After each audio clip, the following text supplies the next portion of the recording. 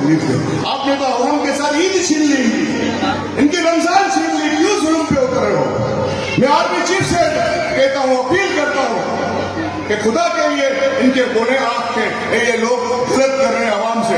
जब अवाम से वोट मांगने आते हैं तो कहते हैं कि इंशाल्लाह अवाम को हम रिलीफ देंगे। हमें क्या रिलीफ मिल रहा है? आज देखें कराची की हालत को, देखें क्या हो रहा है। बिजली, पानी, गैस कुछ नहीं है। जनरल परवेज मुशर्रफ के साथ टाइम पर हर चीज था, क्योंकि वो एक फौजी था, ईमानदार था।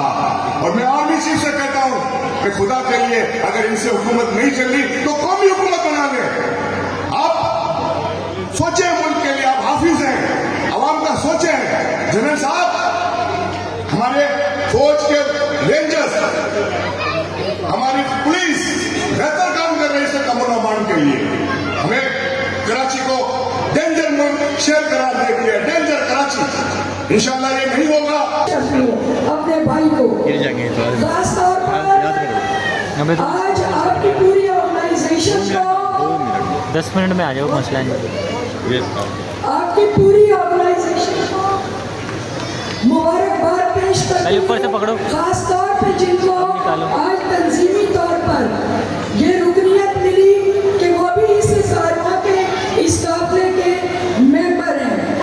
यहाँ पर ख़वातीन को भी मुबारकबाद दूंगी कि जो अपनी जदोजहद की अमीन है, जो इस वक्त पाकिस्तान को मजबूत तरीन बनाने के अंदर अपने मर्दों के शाना बशाना जदोजहद कर रही हैं। इस स्टेज पे बैठे हुए मेरे तमाम भाइयों बहनों मेरी भी बना और पीछे हॉल से। में मौजूद बच्चों, सबको मेरा सलाम पहुंचे।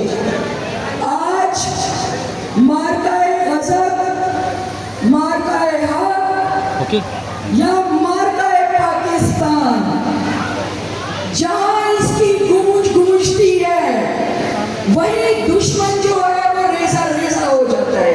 उसकी जुर्रत खत्म हो जाती है, उसकी ताकत खत्म हो जाती है और वो समझ लेता है कि उसका किस कौम के साथ मुकाबला हुआ है।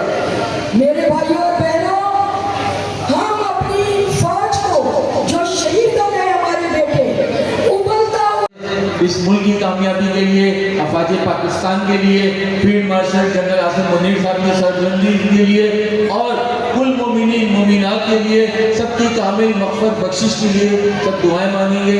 और मैं बस तो थोड़ा सा अभी प्रोग्राम का ब्रेक ले रहे हैं, उसके बाद फिर दोबारा